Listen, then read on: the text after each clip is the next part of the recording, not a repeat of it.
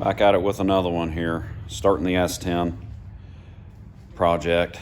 Going to be starting with getting the motor done. This is a 5.3. It may be a 4.8, obviously, but I believe it'd be a 5.3. It's got about 170,000, I believe, on it, somewhere around in that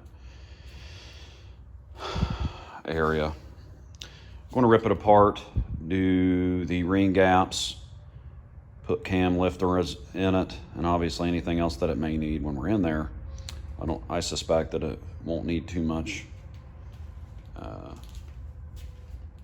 of anything done. Tore it apart last night. So plan is to get this thing gone through and back to where it's pretty much sitting right now before I stab it into the truck.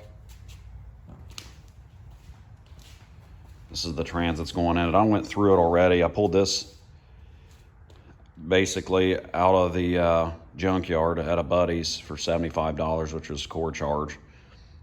Sloppy rebuild, basically.